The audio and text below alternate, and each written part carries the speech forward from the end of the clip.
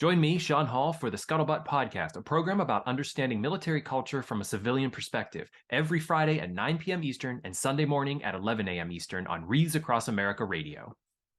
Welcome, everyone, to another episode of the Scuttlebutt. I'm your host, Sean Hall, Director of Programming with the Veterans Breakfast Club. We're a nonprofit in Western PA whose mission is to create communities of listening around veterans and their stories to connect, educate, heal, and inspire. You can find out everything there is to know about the VBC, including our upcoming schedule of online and in-person events on our website, www.veteransbreakfastclub.org. Today's guest is Paul Woodadge. Paul runs a very famous YouTube channel, WW2TV, WW2TV.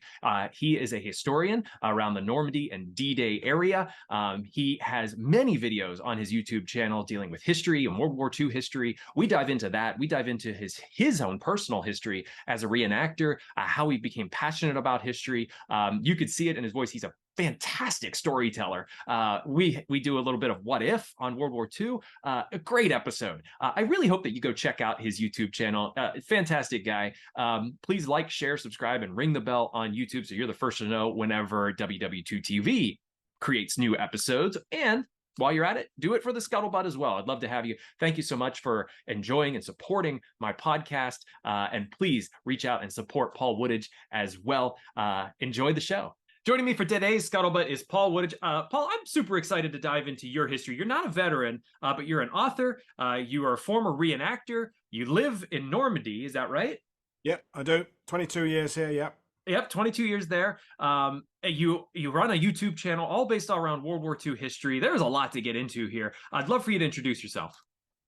Well, yeah, I mean, where do you start? I mean, but essentially, yeah, I was a battlefield guide for a long time here in Normandy. But since I was a kid, I was involved in all sorts of veterans associations over in England, where obviously I'm from, and my family all served in World War II. My great uncle was a platoon commander on Sword Beach on D-Day. My grandfather was in the Royal Artillery, searchlights and anti-aircraft. So I grew up where World War II was just the most important thing in my life, and I didn't know it was just my life. And then I've always done things to do with World War II. So I was a film extra for a while. I was a reenactor for a long time. Knocked that on the head in 2004 when I was 34, whatever it was, 35. And now I talk about it on a YouTube channel. I still do guiding. Yeah, I write books. I write articles. It's everything and anything to do with World War II, really. That's so exciting. Yeah, so let's go back into that history a bit because we've talked to a lot of veterans and non-veterans who say like my dad never talked about it, my uncle never talked about it, grandfather they never talked about it, but this sort of background of history in your family and important positions that they were in. Also, one of them part of D-Day. What did they talk about around the dinner table? What stories did they tell you?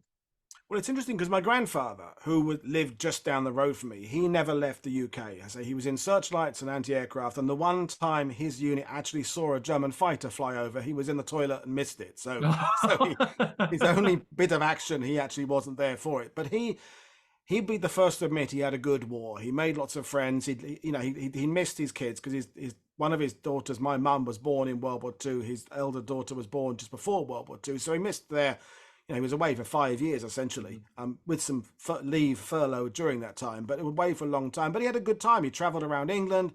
He was very creative. He would make money because he would iron people's uniforms. And he rose up from a gunner to a gunnery sergeant. And so he loved talking about it. He loved talking about the fact he enjoyed making his uniform look smart. He enjoyed the that side of it. So I was used to veterans who talked about it. So as you said, the standard thing is they didn't talk about it. But my granddad did talk about it, and he talked about it a lot, right? Yeah. Then my uncle, who's from my dad's side, my great uncle from my dad's side, he was from West London. He didn't talk about it as much, but I didn't know as like when I was 7 or 8 or 9 that he wouldn't talk about it. I treated him like I did my grandfather. So I expected him to tell war stories and said, so what was it like on D-Day? And he talked back to me, but probably not other people. And he had obviously a wife, my great aunt, and he had 2 daughters, and they had a live-in lodger who was female. So he lived in a house of women. And I think he had learnt, not that he couldn't talk about it, but that he would go, shh, every time he started mentioning the war. And he carried on post-war in the Territorial Army in England as well. So he carried on until the 1960s. Mm-hmm. So So both the veterans I had a big connection with were ones who talked about it, albeit my great uncle only to me. And of course, Mhm. because I went to these veterans associations, was an associate member of the Far Eastern Prisoners of War, because Mhm. East Anglia, where I'm from, north east of London, was where a lot of the units that were basically got straight off the boat and were straight into prisoner of war camps in Singapore early in the war. Mhm. And I was an associate member of the Norwich and Norfolk branch of the Normandy Veterans Association. I used to go down to Chelmsford in Essex and meet the Parachute Regiment Association. So obviously, if you go to where veterans meet and talk about it, you're meeting the ones who talk about it. Yeah. Um, it's like in Normandy, going down a rabbit hole. Obviously, when people say, "Oh, the veterans you meet talk about the war," I said, "Yes, because I'm meeting them in Normandy. They've Yeah. consciously made a decision with their families to come." So Mhm. my swathe of veterans that I've encountered, and I've met, I don't know, 2,000 World War II veterans, are not the normal demographic, because I'm meeting the ones who are going out confronting it. As you know, Yeah. Right. 90% of them never spoke to anyone about it for years and years. So Mhm. just because I had all these, I'm going to say, pleasurable encounters, and sometimes very moving as well with veterans, it's not the normal situation, and I kind of realize that. Uh, and how I mean, obviously you talked about it, so that sort of built that passion early in your life. How did you, decide that that was what you wanted to do with your life? I don't know that I ever made any decisions about anything I've ever done. I mean, now I'm 54 years old, and people say, "Oh, Yeah. you've done this, this, and this." It's like everything had some kind of plan, but I've gone through life with a much more random sort of scattergun, things will happen to me kind of way. Yeah. I mean, even how I moved to France with my wife at the time, it was like, let's go and do something in Normandy, and she was actually French, but from a different part of France, my first wife, and Yeah. we had no idea. I mean, now the 54-year-old me thinks the 32-year-old me that just upped sticks and moved country without a plan was an idiot. But at 32, I didn't think that way. So, Yeah. I did voluntary work in museums, and I would come on buses with veterans to Normandy as a sort of teenager, acting as a guide without really realizing I was acting as a guide, and because I'd just been reading about it since I was a kid, I was going to and say you'd probably be pretty well read on it to sort of be like a semi guide. If this is what's happening here, this is what's happening there, these the dates, things like that. yeah, well, I mean, again, it happened completely randomly. What the long story is I would come over with these bus loads of British veterans from different units, Hmm. and they had their predetermined schedules they would do kind of every year. They'd go off to this wood there where Fred lost a leg, and that place over there where Jim saw his first that sort of thing. And the other people who didn't necessarily have a connection with that stop, if it was raining, they might stay on the bus, or the wives might stay on the bus. And what would Hmm. happen is someone would say, "Oh, they come here every year. I never know why they go off to that wood there." And I find myself going, "Well, that's Essex Wood. That's where on June the 10th, the Second Battalion Essex Regiment encountered elements of Panzer Lehr."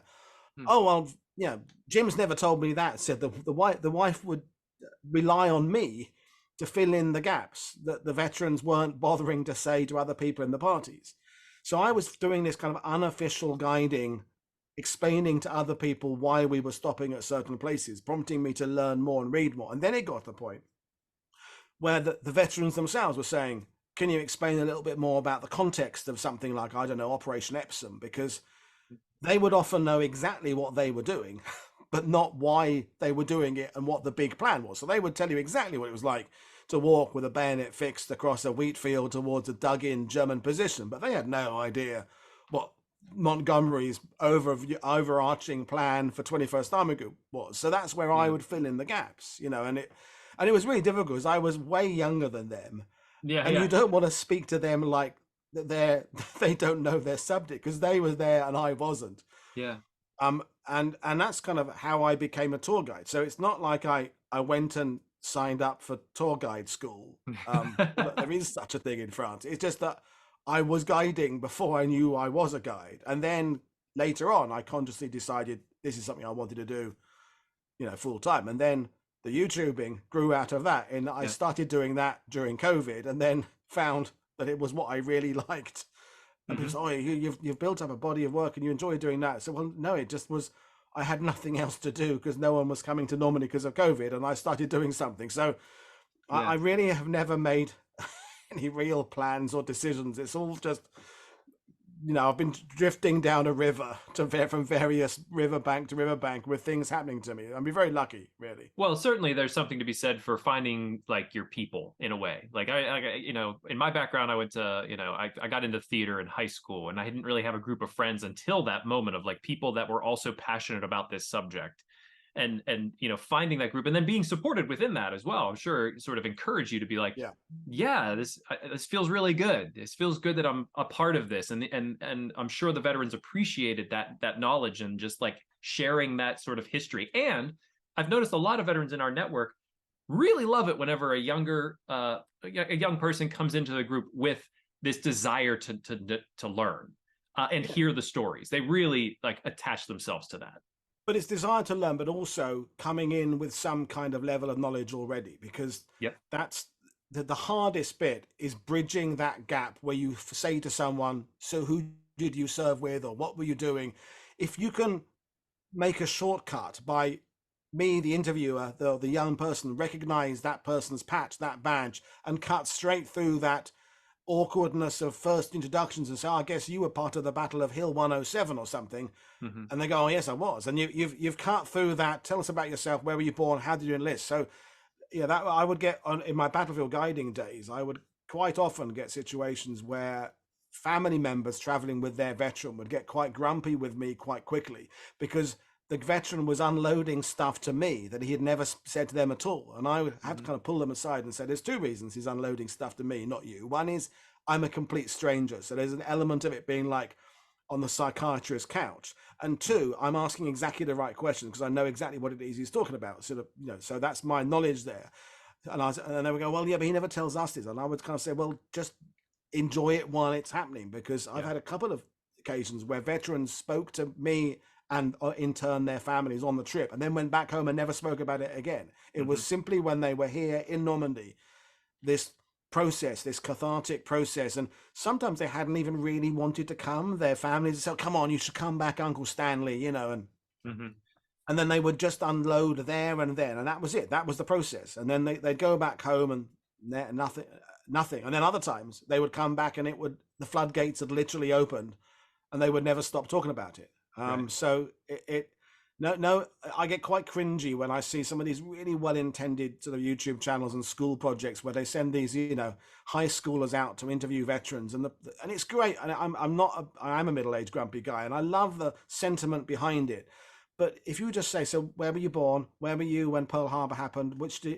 If you set a set of questions like that, you get a set of almost identical answers.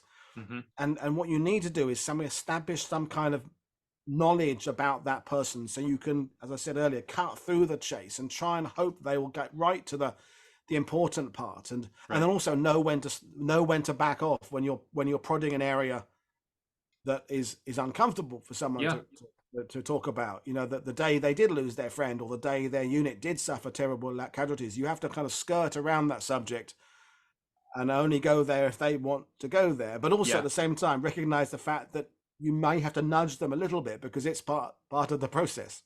It's a really fine line, and honestly a skill and a talent. I didn't have it years ago when I started with VBC, and still learning it as well, but you certainly get a feel in the conversation with a veteran talking about particular parts of their service where you when to just nudge a touch, know when to back out and just say, let the story flow. Those are words to live by, especially in our field of just interviewing veterans, talking with them, figuring out their story, finding out what happened. What got you into reenacting?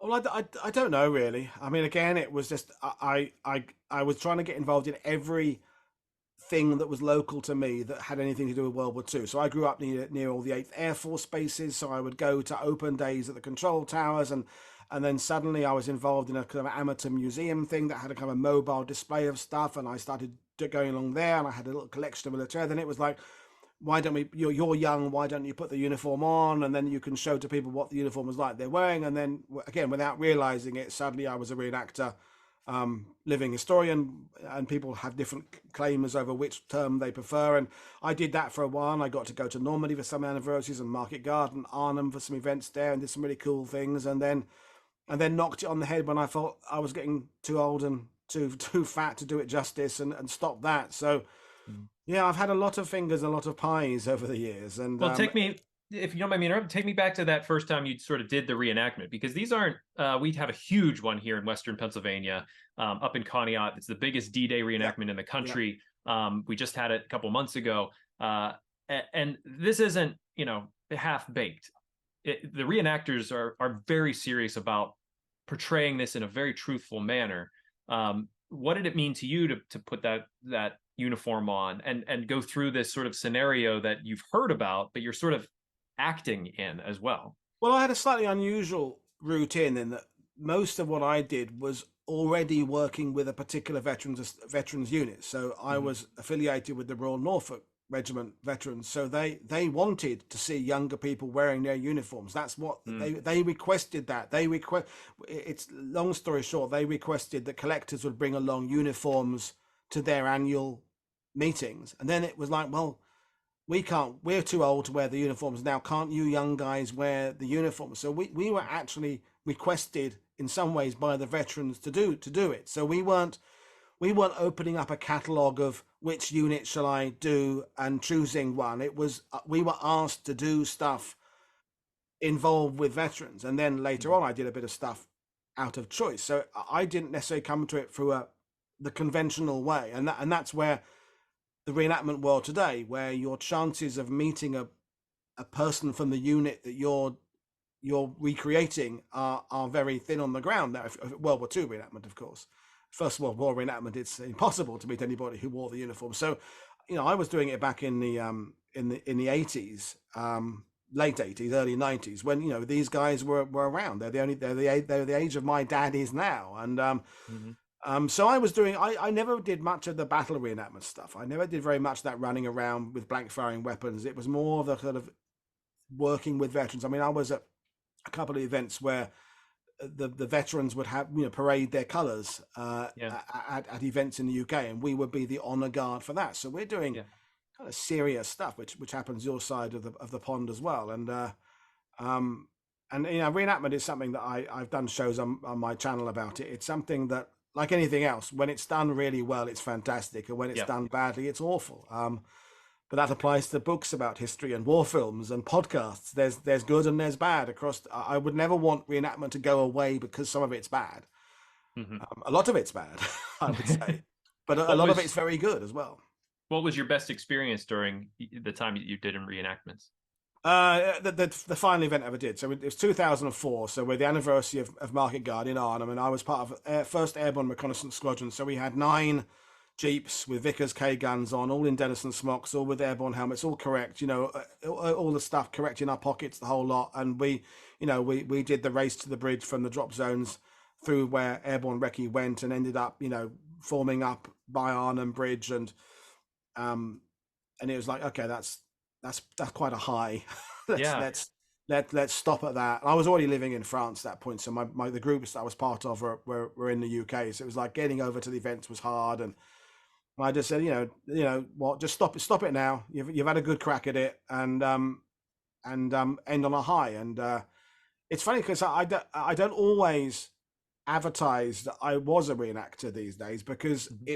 it's very much a mixed response from people. Some people are, oh, brilliant. Others are, because you can't necessarily be taken seriously as a historian if you used to dress up as a soldier. I know people Hmm. who work in the field of interpretive living history, where they write books about World War II, but they also have impressions, as you would say, your side of the pond, where they go out as them, and it means that certain academic doors are bolted to them, Interesting. unofficially, because they're seen as as in the kind of cosplay Yeah. environment. So Right.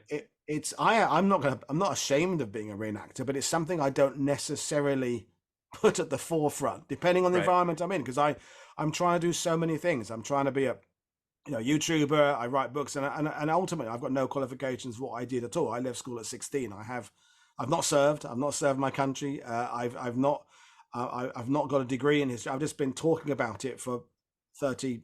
Well, no, it's nearly 40 years now. So I've become, wherever I am in the status, regarded as someone who knows about this stuff. But it's based on doing it, not necessarily earning the right credentials. Well, this doesn't always. I'll speak to not needing the right credentials at times. We have a host for our Greatest Generation Live program who's read probably more World War II books than anybody I know, if not ever. He knows a lot, and he reads every book about World War II. And his ability to come on the show, host the program, bring on veterans, speak to their experience and the greater the 50,000 foot view of what was going on, in the minds of MacArthur. And, Mm. I'll sit and listen to him all day because he's well read on the subject. That doesn't matter to me if he doesn't have the Yale degree. I want to hear him talk. It's just the same. If you have a passion for it and you're knowledgeable about it, the people will flock to that as Well, I mean, evidence. Yeah.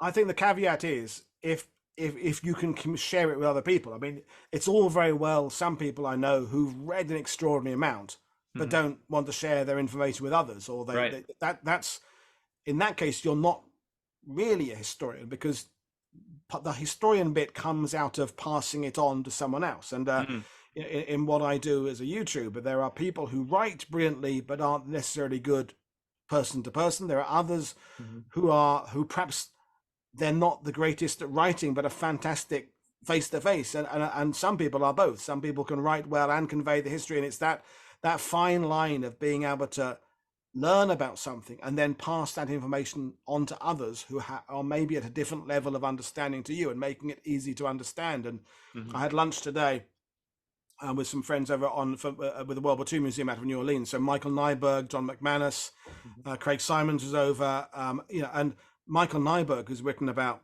World War I, World War II, he has an ability to take incredibly complicated things like the Treaty of Versailles and boil it down to just an understandable, but yet not losing the nuance of the complication of the history.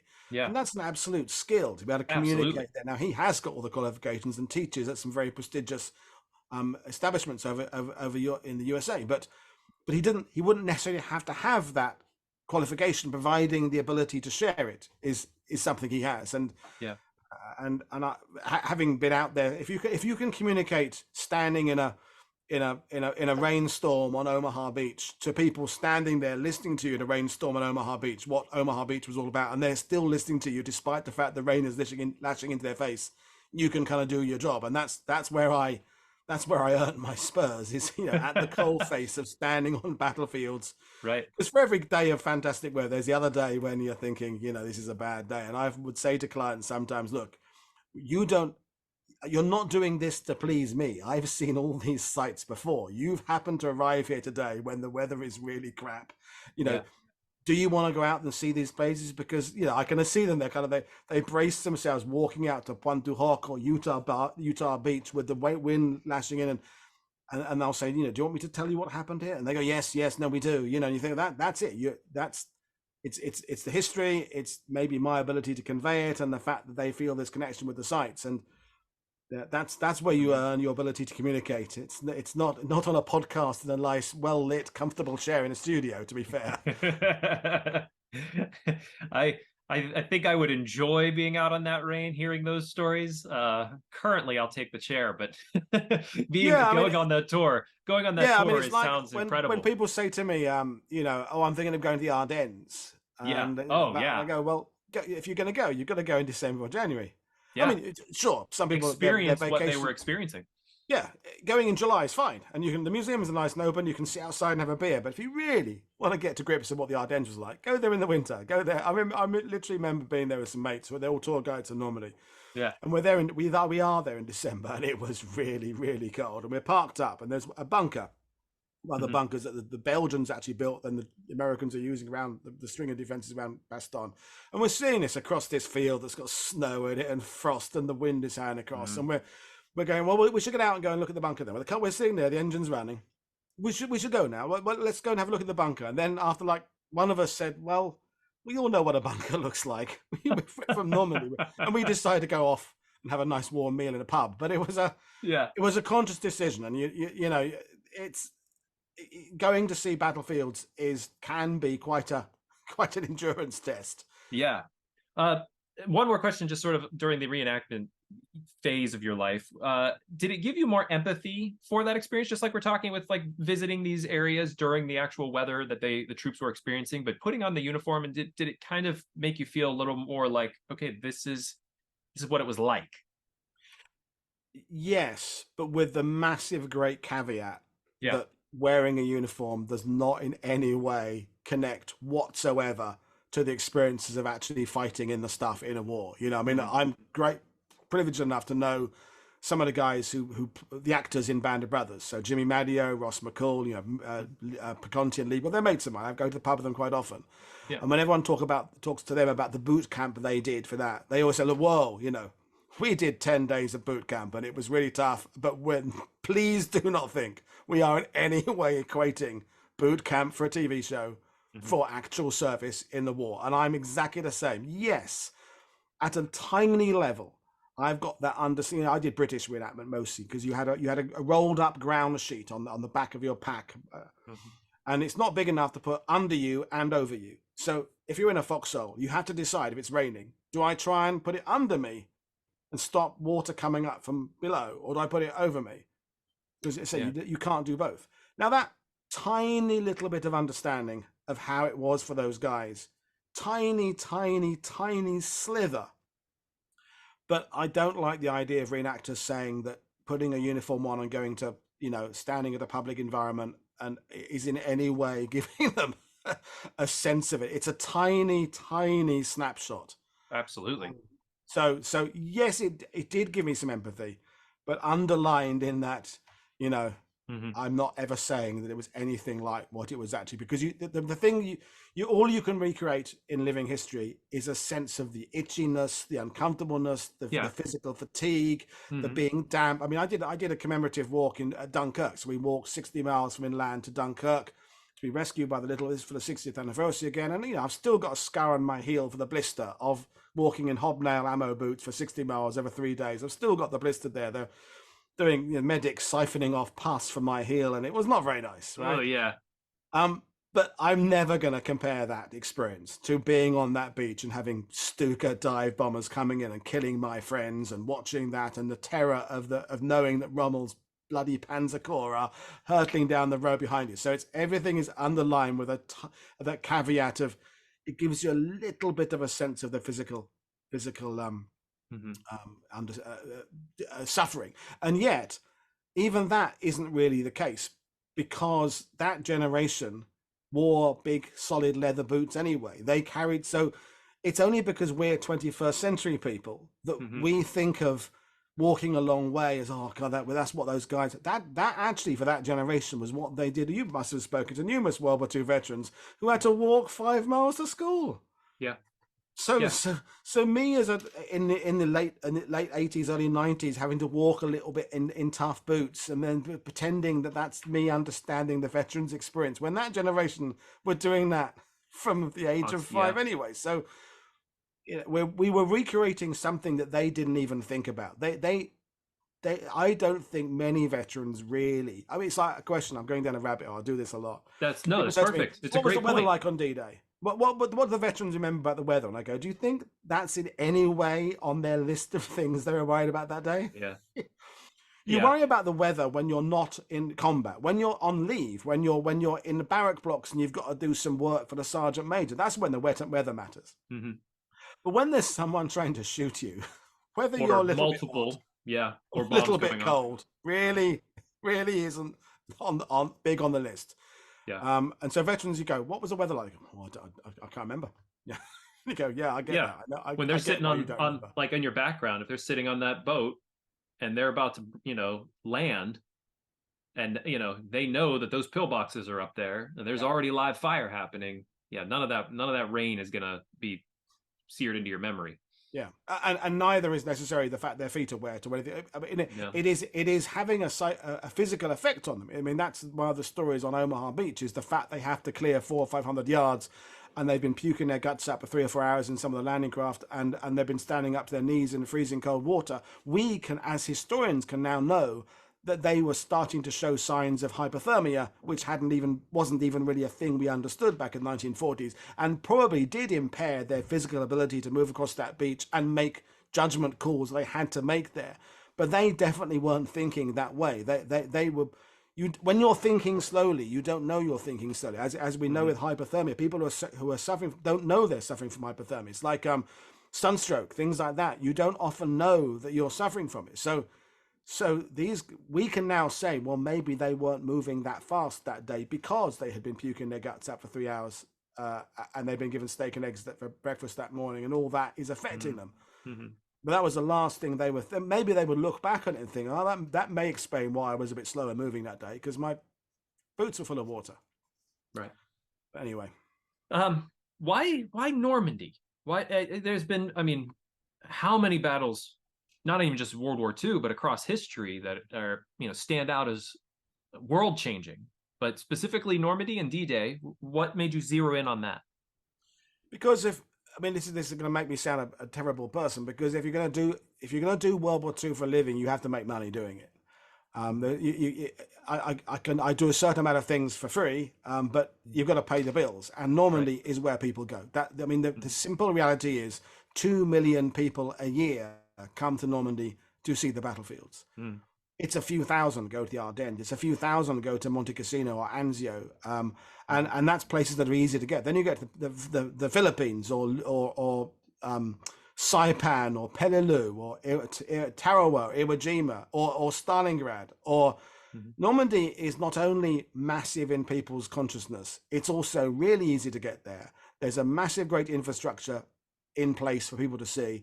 And, I'm one of 150 tour guides in Normandy. There's about 6 in the Ardennes.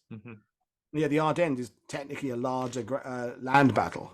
Yeah. So Normandy is, if you want to make a career out of World War II, Normandy is kind of the only place that it would sustain that amount of work.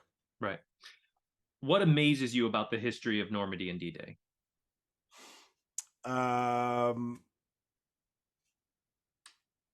In fact, what amazes me now as I've got older is that people's knowledge often drops off a cliff after D-Day. After it's that for some people it is World War II. Like the Civil War is Gettysburg. The First World War is the Somme. And so it amazes me that 2 million people come here, and that maybe 90% of them don't really comprehend the complexity of what happens after Normandy, what had been happening before Normandy, how Normandy connects with the fact that at the very same time the Soviets are launching Operation Bagration from the east towards the west, and it's Normandy, and Normandy is different to D-Day. When I say people come to Normandy, they come to Normandy for D-Day. They don't come for the Battle of Normandy. They come to hear D-Day. They come to hear about the successes on June the 6th. And I think it's because it's a nice is not the right word. It's an easy to comprehend story that you can take away in a simple package. And at the beginning of the day, the Germans held the beaches, and at the end of the day, the Allies held the beaches, and you can see that chapter turn.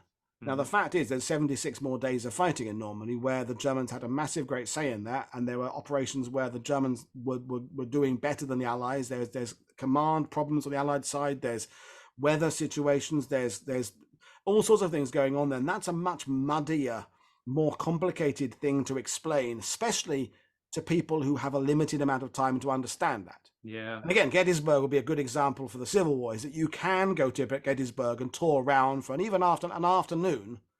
A couple of days will be better, and at the end of that afternoon or 2 days, you can more or less understand how that battle began, panned out, and concluded. Yeah. Doesn't explain how the Civil War in the East Coast began, but you can walk away with that battle kind of ticked off. And so D-Day is something people can come and they can understand in a day. I did a talk in England at the We Have Ways Fest, which is Al Murray and James Holland, massive great podcast in the UK.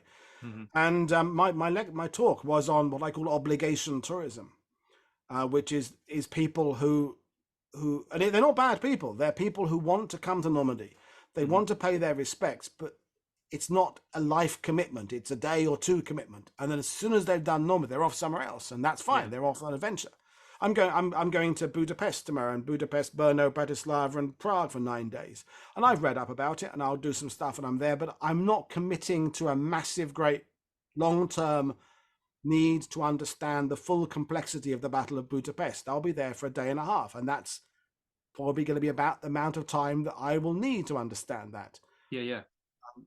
And so D-Day and Normandy has become bigger than just D-Day and Normandy. It's tied up with the whole concept in the USA of the Greatest Generation. It ties in with Saving Private Ryan and Tom Brokaw and a sense of who you as Americans were, and for the Brits as well. I mean, we've just had the Michael Caine film has just come out, The Great Escaper, about the veteran coming back for the 70th, and it's doing big business because D-Day is a, you can say D-Day on the street and a lot of people will know what you mean by it.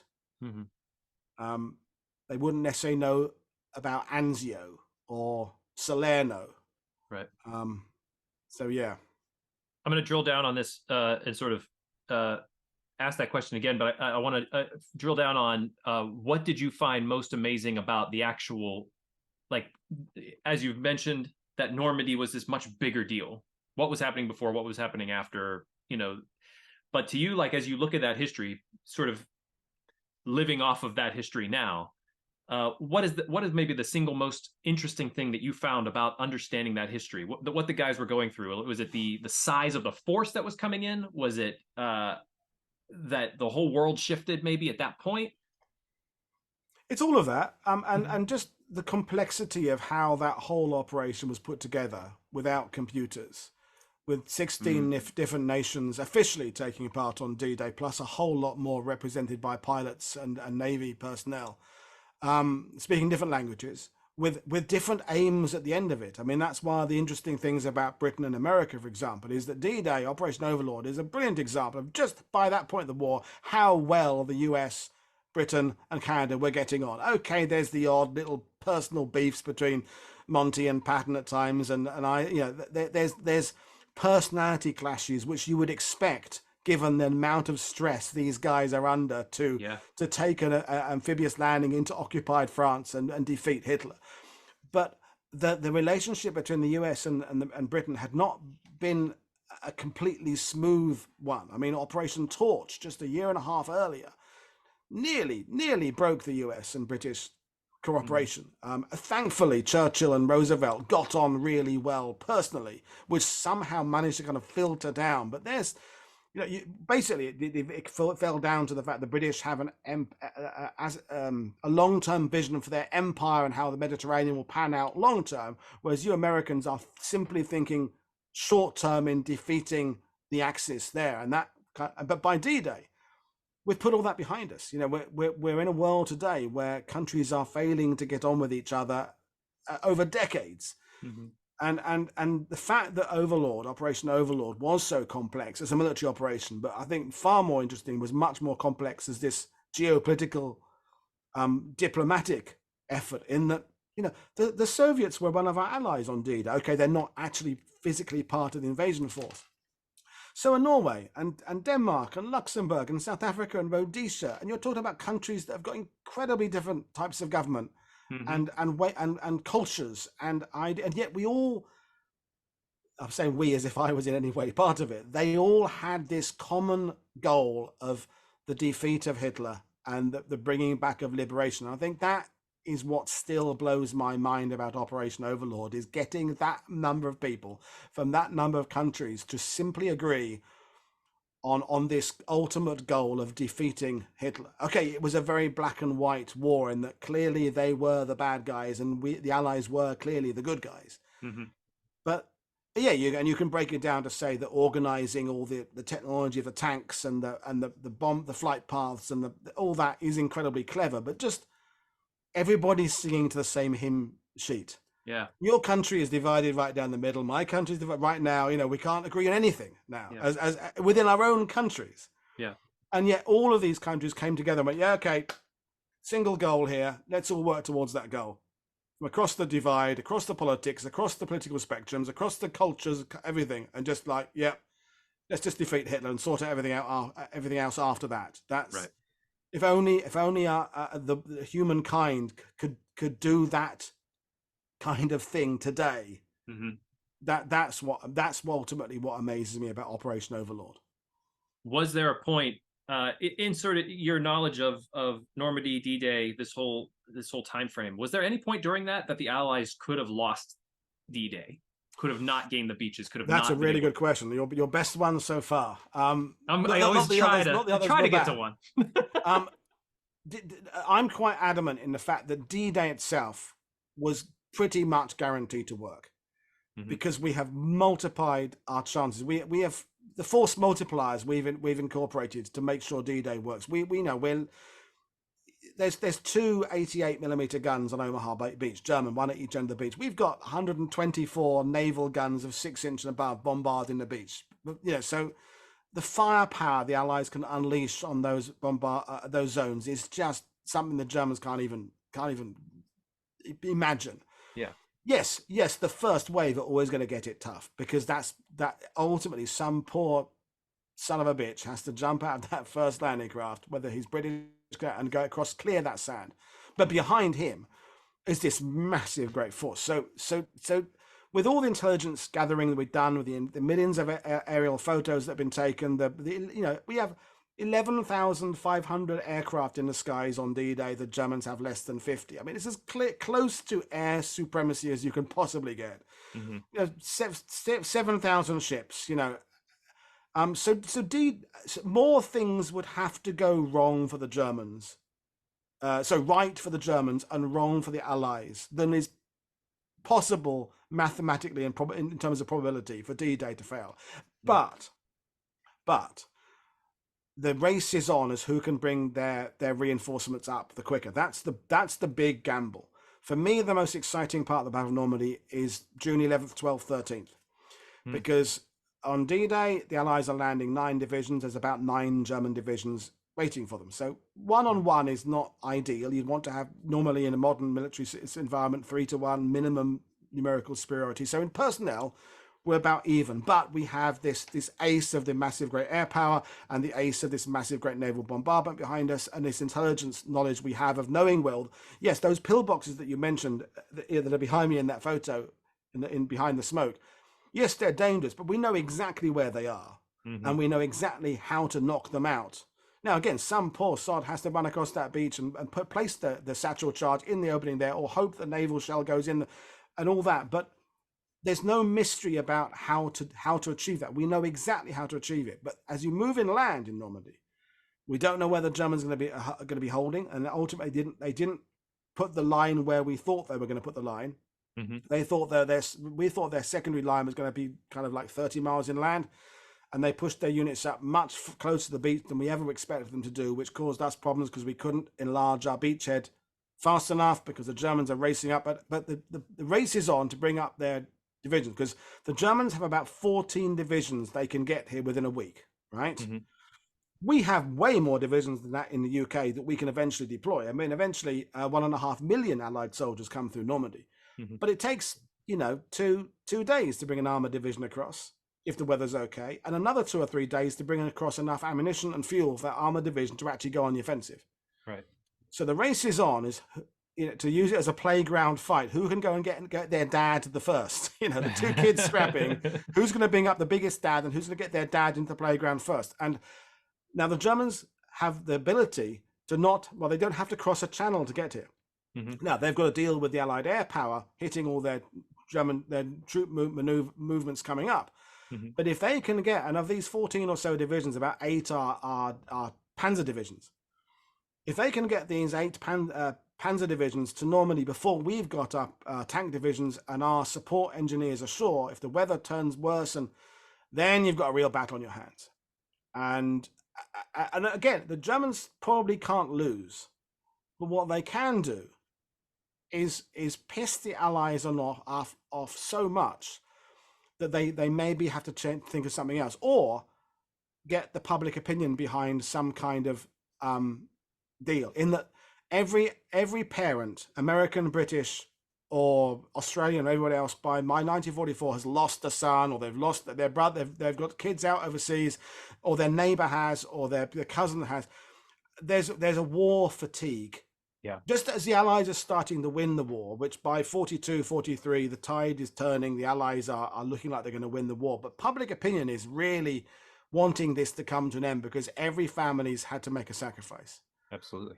And if in Normandy there's enough Allied casualties and Eisenhower and the others commanders are still relentlessly trying to push on there, at what point does Eisenhower, Montgomery, Churchill, Roosevelt even become considered, especially if we find out the Germans have got a deal on the table? Mm-hmm. We know now that Roosevelt and Churchill have decided that it can only be an unconditional surrender because of the Holocaust, because of everything else, because of the only deal is they completely and utterly capitulate, and that's what happened.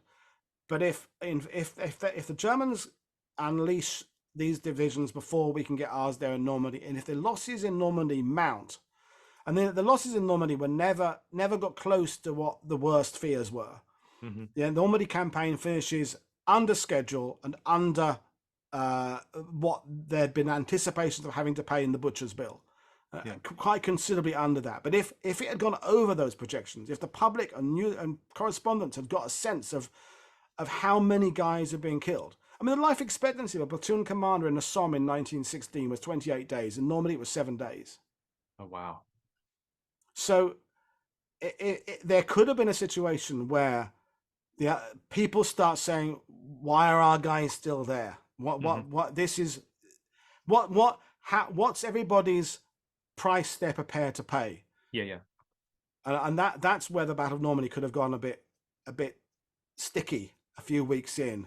Luckily, the Allies were able to push the Germans back, and despite what I call the attritional period, all through late June and early July, the Allies are learning how to win the war. They're learning how to battle through the hedgerows. They're learning how to do this, and you get the breakouts by July, and in the end, it all comes good. But yeah, there was D-Day wasn't where it was going to go, where it could have gone wrong. But maybe a week in, there were a lot I could go on. These pivotal battles. Le Mesnil-Patry, June 11th, Canadians pushing inland against the 12th SS. The link up, the 101st Airborne taking Carenton on 12th of June, and then the counterattacks at Bloody Gulch, June the 13th. The British over in the airborne sector at Breville. All these battles ended up mostly going the Allied way. But if you get the domino effect, if a few of them go the German way, and a few more German units play the game better, then Normandy becomes an absolute bloodbath, and you could be looking at something like the slog up Italy, which was incredibly. But weirdly, the world wasn't watching Italy. Well, that's sort of another follow-up question I have, because I'll get to that in a second. But the other one is, I've always been interested in this, basically off of like big battles that have always happened. Why weren't the Germans more prepared for Normandy? I mean, you get that big of a force. It takes how long to put 11, that many that many planes in the air, that many ships pointed at that direction? Was it the intel was wrong on when the actual attack would happen? Because you figure the Germans would have been like, build up the force as big as you want, because we know it's coming. I mean, yeah. I mean, it's important to remember just on how many plates the Germans are still trying to keep spinning by the summer of 44. Their efforts in Yugoslavia are being pushed back by massive, great partisan resistance there in Yugoslavia. The Soviets are pushing them out of so, and they're now pushing towards the Third Reich itself.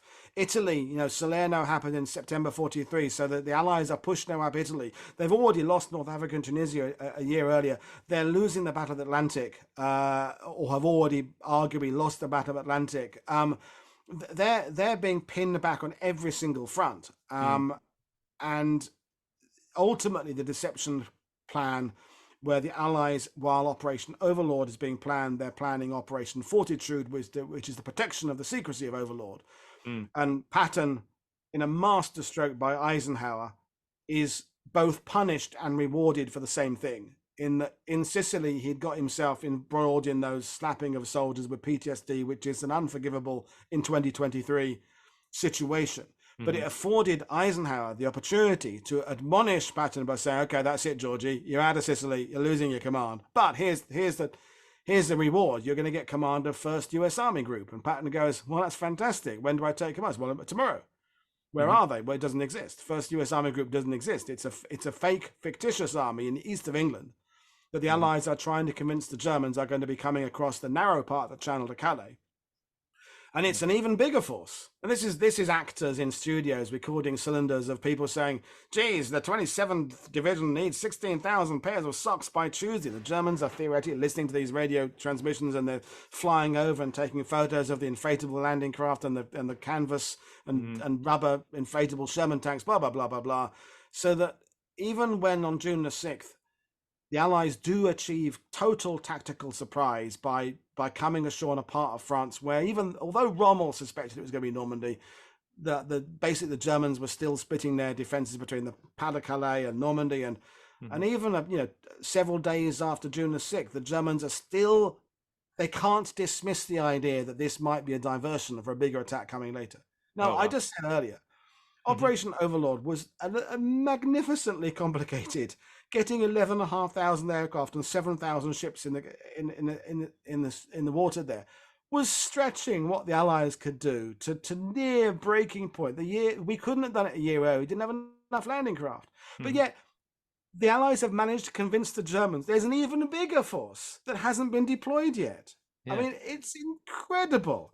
How the Germans fell for that. And even if they only fell for it partially, because we now maybe are examining that some of the cleverer Germans are going, "Hang on, that has to be the big landing. There's no way they can have more people coming somewhere else." But they couldn't shove everybody to Normandy just in case. What if it was a diversion?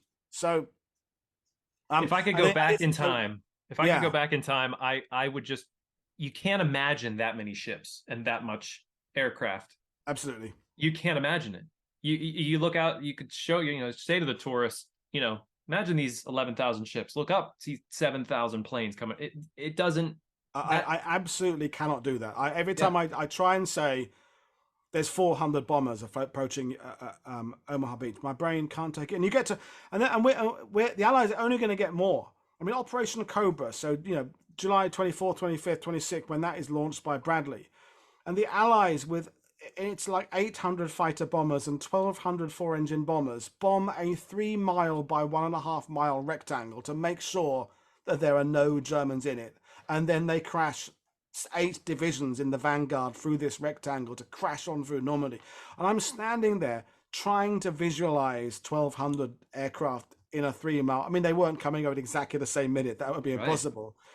But I go to an air show. I get excited if I see 4 Spitfires, Right. 3 B-17s is enough to kind of, your jaw drops. You go, "Oh my God, there's 400 of them over." And that's nothing. We're getting 1,000 bomber raids like almost daily by 44, 45. The sound of that, just the sound of it coming. Yeah. I walked the dog the other day as a side note, and 2 Chinooks came over from our 9/11th, and you could hear them coming. I was walking, all you hear is boom, boom, boom, boom, boom, boom, boom, and you're like, "What? That's not a medical helicopter." And you look up and you see 2 of them flying over, and that's nothing audibly in comparison to what that noise must have been. It's no wonder World War II veterans were all a bit hard of hearing when I spoke to them. I mean, it was really, really noisy. Yeah, absolutely. And that's to answer your question about what the Germans hadn't completely realized, even the Germans that have been beaten out of Tunisia and North Africa, is the Allies have big war. Now, this isn't my Fred. This is one of my best mates, James Holland, the prolific author and historian. The Germans don't have big war. The Germans have really, really technologically advanced Panther tanks and Tigers and these incredible weaponry. But behind it is this truck, horse-drawn. A question for you, Sean. How many horses do you think a German infantry division had in 1944 in Normandy? How many horses? 10? It's about 4,000. Oh my God. I mean, people say, no, he's got that wrong. It must be 40. No, it's between 2,500 and 5,000 is how many horses the Germans have per division. Because behind this facade of Tiger tanks and Panthers, are some trucks. I mean, the Germans invaded Russia in 1942, 41 with 70 different types of truck manufacturer or something like that. There's no way they're going to keep them all on the road. And so by normally they're using horses. You know, there's like 200 men in any division just shoeing horses and providing their feed. See, I definitely didn't know that, mainly because, I say it's such a low number because all I remember is reading about how the cavalries were just butchered in World War II because of the machine gun. And I was like, no one really was probably using horses by World War II after. Well, they're using millions of them. It's, wow. Interesting.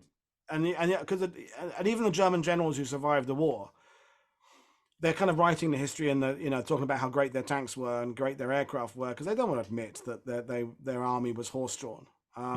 It's and so this, but the big war the Allies have, it takes a long time to deploy. That's what's fascinating, is that the Allies are planning to build within a week of the invasion like 40 air landing grounds. 40. I mean, within a week. Yeah.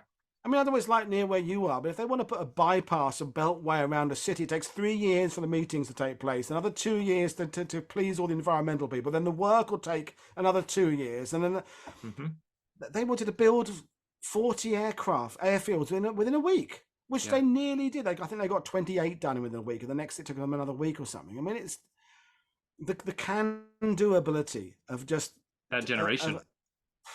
Good grief. Yeah. My goodness. You mentioned sort of the push up through Italy. I always also wondered why D-Day, Normandy, Omaha, why those took precedent over that initial invasion. That was sort of like the first D-Day, but it's not given nearly as much credit, I think. It's because Italy was much tougher. I mean, it was that you didn't get the liberation. The Italians, because they had been on the Axis side, they only become part of the Allies just around the time of Salerno. So the liberating France and Belgium is maybe a better story for newspapers than liberating Italy, although France, and of course there was Vichy France and France had officially collaborated. There was the realization that after Vichy, that France becomes occupied by the Germans, they are victims of the Germans, whereas the Italians were officially an Axis partner. So you don't get that kind of same liberation story in Italy. And the climate is shit in Italy. The mountains are crap out there, the rivers and stuff. So the journalists weren't going there. The journalists were in England waiting to go to Normandy because they knew it was going to be a much better story. That's why on D-Day you've got Ernie Parr and Ernest Hemingway and all these people there, because they don't want to be in Italy. Yeah. That's not where the stories are going to be. They're not going to get their front pages by following that army of weary soldiers who've been fighting since North Africa and are grumpy and cynical and the public don't care about. I mean, there's a famous song in Britain composed by guys serving in Italy called the D-Day Dodgers, because Nancy Astor, one of our first female members of Parliament, said something while other soldiers are dodging it in Italy, the landings have been made in Normandy, and people out in Italy were like, what the hell, we've been fighting there for years. Excuse me, Mrs. So they kind of took this D-Day Dodgers and wrote it in a kind of an ironic song about here we are drinking the vino in Italy while the guys in France are actually defeating Hitler. So they kind of turned it into an anthem. Wow. And the fighting in Italy is just nasty and horrible and much more complicated to explain as well. And didn't have, Salerno was planned which is Operation Avalanche, was planned in 3 weeks. Anzio was planned on the back of a cigarette packet in a pub in about 10 minutes almost. Overlord is a year and a half of planning, so no wonder it was going to work. They have put the effort in to make sure it's going to work. And the public want to hear about the easy to understand victories. And we're coming back to the reason people go to Normandy as tourists, not Italy. Right. Is you get that instant gratification of kind of liberation and victory. We're in Paris on August 25th.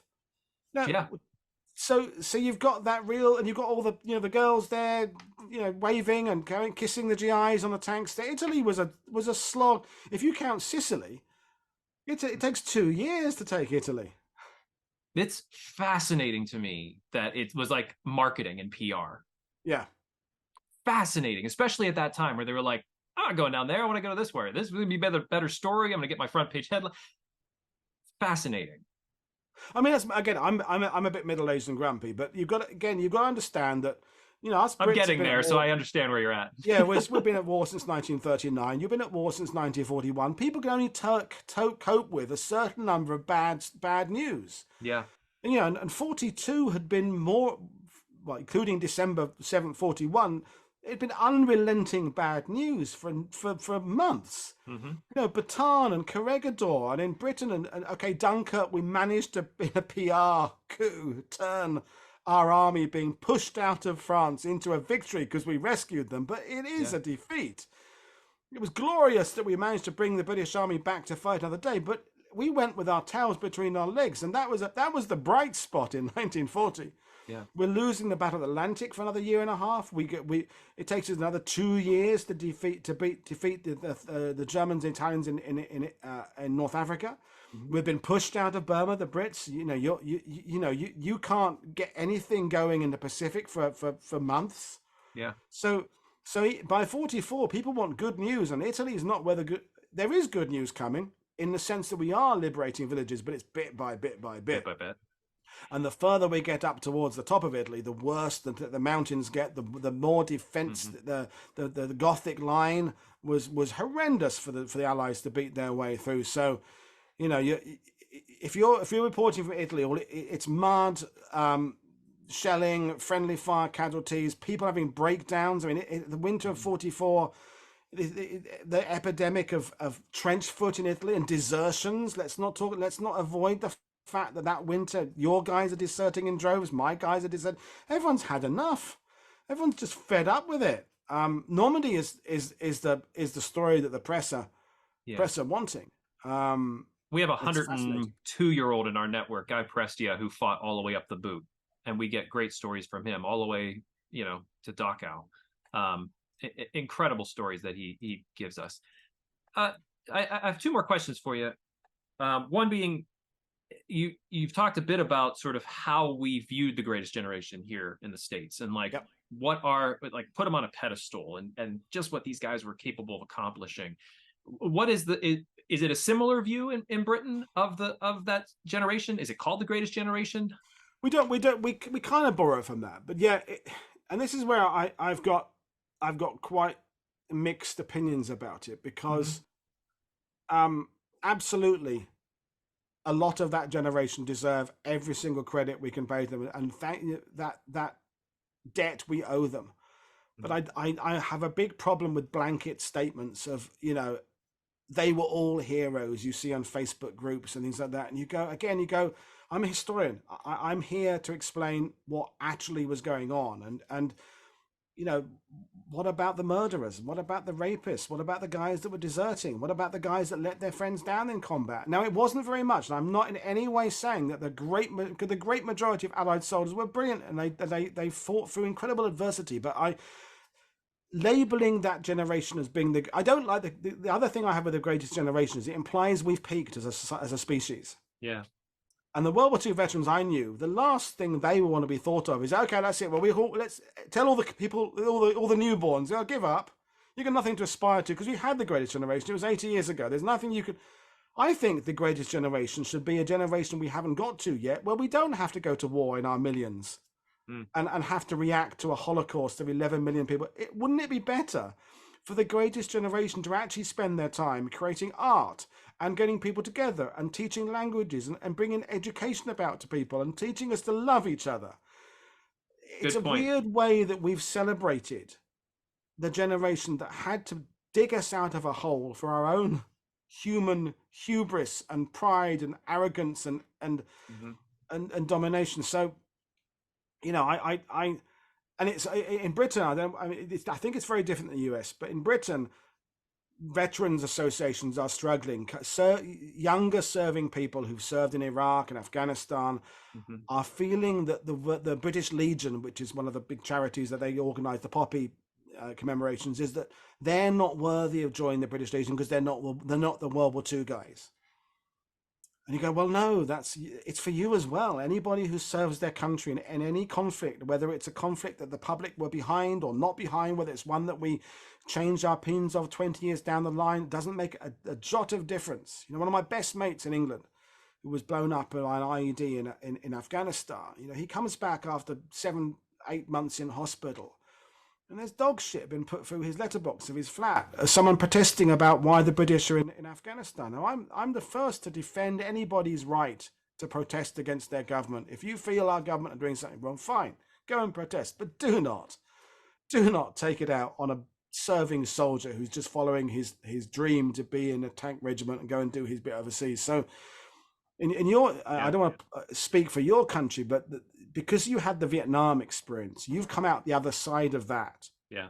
In a much healthier world where you understand that servicemen and women don't decide the wars they serve in. And I think you're doing, well, what just this very podcast that we're doing now is very much part of that general trend of accepting and thanking people.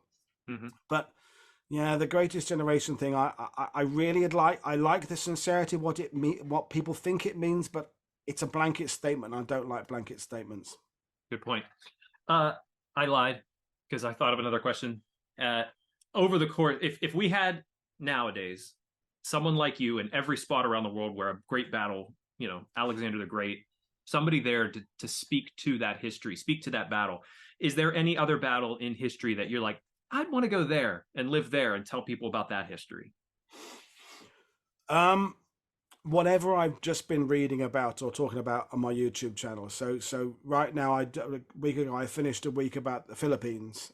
So right now, the idea of going to there, and I've never been to that part of the world at all, and is really exciting. And I am going to Budapest tomorrow, and that, that's a million people involved in that battle there. 40,000 civilians died in Budapest, 650 armored tanks knocked out in that one city, and it's like the world doesn't know about this. That's happening exactly the same time as the Battle of the Bulge. That's because the public can only cope with one major event at a time. So the world's attention was on the Battle of the Bulge, not the Soviets smashing their way against Budapest. So whatever I've just been reading about is really where I'd like to be, and I'd like, generally what I'd like is the world, people to spread out and use Gettysburg as a launch pad for other history. Use the same for D-Day and Normandy. Understand that yes, that these were important battles, but there's this other contextual understanding. Nothing happens in a vacuum, and that what was happening in Normandy was affecting what was happening in the Eastern Front, and what was happening in Yugoslavia is causing the Germans to pull troops there that could have been used in Normandy. To go back to your earlier question, what's happening here, there, and everywhere. And there's 500,000 German troops in Norway that are being kept there because of the fear that the Allies might land in Norway. So you have to bring that into the story there, and understand that understanding this history, it's a complex environment where multi-theaters, and even the millions of Americans, like my granddad, who never left the UK, who never left the US in World War II, and why they're not treated with the same debt of thanks as a guy who's flying as a fighter pilot or running up the beach at Omaha. I mean, in the Philippines, in Luzon, when the Allies land there, within the first day of the landing, right? They have got 24,000 gallons of blood and the refrigeration units ashore to keep them fresh. On the first day of the invasion. Jeez. Just for a second, for your viewers, just comprehend how much effort has gone into this. Blood has all come from the US. And it's been got to the Philippines. Where's the blood come from? And thousands of people involved. I mean, in Guam and Tinian, there's like 450,000 American personnel there, basically just keeping the few dozen B-29s flying later in the war that are bringing the war to Japan. But like on an aircraft carrier today, where only a tiny percentage are actually involved in getting an aircraft and flying off an aircraft, but there's this incredible support network behind it. It's a huge city. Yeah, and the same in the US. So there are tens of thousands of people in the US, part of the services, and not just services, the home front, who are enabling your country to get 24,000 gallons of, pints of blood to Luzon on the first day of the invasion. And when I hear facts like that, I get all excited, because it just staggers me that this was in 1945 we could achieve that. Yeah. Again, I go back to how terrible we are at getting anything organized in 2023, Right. That generation was that ability, and it's not the generation, it's the it's the passion of everybody to understand this has to be done. You gave me three good segues there. One being specifically your YouTube channel. You have 58,000 subscriptions, 6 million views. I encourage anybody listening to this podcast to pop over. I feel like my question is what do you want someone to walk away with? And I put an addendum here simply for the fact that in the hour plus that I've been able to spend with you, what I'm walking away with is a passion to learn more. Yeah. And that is what, like, just hearing you talk about it, hearing your passion for it, the details, the incredible amount of knowledge that you have, and the way that you're able to communicate it, it makes me want to dive more into your YouTube channel. Makes me want to dive more into, like, I understood a bit about D-Day. I didn't know about the horses. Oh, interesting. I want to learn more about that. What do you hope someone takes away from your YouTube channel? How best can people come to support you?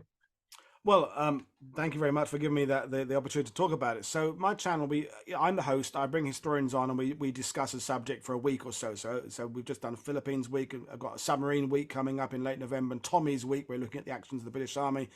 And historians and I, we talk about these subjects for an hour and a half or something like that. But and they can help by watching, help by subscribing, and becoming a patron, that kind of thing. But what I want people to understand is that you don't have to, trying to complete your knowledge is not the right way of going at it. We grew up, both of us, with things like you collect all the different things on the back of a cereal packet, or you finish the album of baseball cards, and you get to a point where you've got your set, and then we have this desire to kind of finish that now. You finished the season of the TV show you love. You've kind of done that.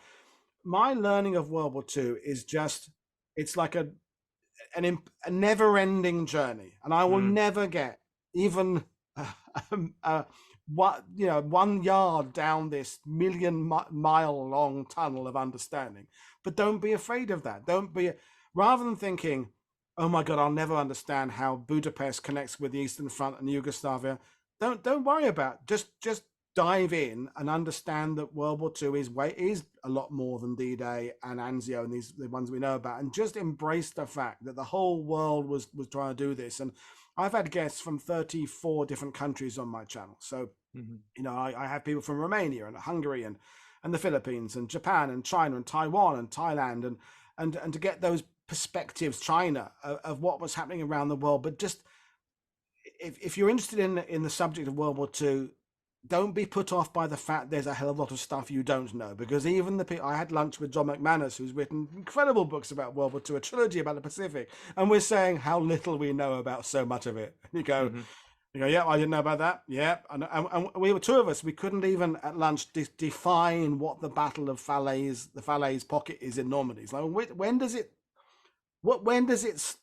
geographically, is that part of the battle, or is that something else? But we love having the fact that you can't determine these things. We love the fact that there is no definitive answer why the Market Garden with crossing the bridges and the bridge too far, why it didn't work. There's theories, and people have put suggestions across, and I've got a friend who's a ripperologist, meaning he studies and writes about Jack the Ripper in Victorian London. And I said to him once, Neil, I said, what's the worst thing that could happen to you as a ripperologist? He said, finding out who Jack the Ripper is. Because then it ends the industry, it ends the discussions. Yeah, and that's how I feel about World War II. The people, when I have someone say, "Oh yeah, I know all about World War II," and I think, no, you don't, because I don't, and this is my life. I know a tiny slither of it, and as soon as you get a new little subject in, you just open another door, and there's another set of doors there, each of which lead to. You go, oh. Just last night, the show I did about this Canadian spy who was in Germany in 1919, 1920, who was predicting that the Nazis were going to happen before the Nazis had even formed themselves. He's saying this is going to end in genocide. This is going to end in extermination of millions, and he's saying this. Yeah. And I'm listening to this expert, and it's all new to me, but I'm not put off by it because I didn't know it. I'm excited by the fact I didn't know it. I'm excited by the fact there's so much more stuff to understand, because ultimately, if you understand the past, you're better armed theoretically to understand the present and the future. Words to live by. Paul, I want to thank you for your time. I want to say to our audience of the Scuttlebutt, please check out Paul's YouTube channel, which is WW2, the number 2, TV, WW2TV. Support it any way you can. And as for the Scuttlebutt, please like, share, subscribe, and ring the bell so you're the first to know whenever we release new episodes. You can always reach out to me, Sean, SHAUN, at veteransbreakfastclub.org with any thoughts, comments, or questions. And look down into the description here. I'll have links for everything for Paul, from his books to his website, and for the YouTube channel. Paul, again, thank you so much. I am certainly energized to go learn more. Thank you. I've enjoyed it. As you can tell, I do. I like talking about this stuff, and there's so much to bring up. And I thank you for what you're doing, because what you're doing is extraordinary as well, bringing people together from different communities. And I felt a bit of a fraud coming on here because I haven't served and I just talk about this war. But it's been a really delight talking to you. Yeah, thank you. You as well. And join us for another episode of the Scuttlebutt.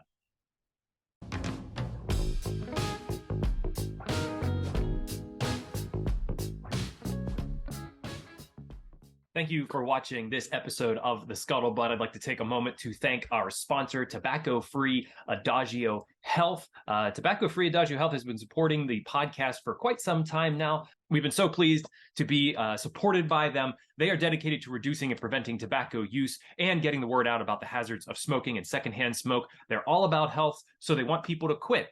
They have classes, nicotine replacement therapy, and a popular quit line, 1-800-QUIT-NOW. They also educate people, children especially, about tobacco use from cigarettes, cigars, pipes, chew, snuff, and other nicotine products like vaping. And finally, Tobacco-Free Adagio Health advocates for public and private policies that ensure healthy places to live, work, and play. You can learn all about what Tobacco-Free Adagio Health offers at tobaccofree.adagiohealth.org, or you can check out the 2 Scuttlebutt episodes that featured Tobacco-Free Adagio Health. We had a wonderful representative come on to the podcast, talk to us about all the classes and therapies that they offer. It was 2 wonderful conversations, so I definitely direct you to both of those if you want more information, or just call their free quit line, 1-800-QUIT-NOW. Thank you again, Tobacco-Free Adagio Health, for your support.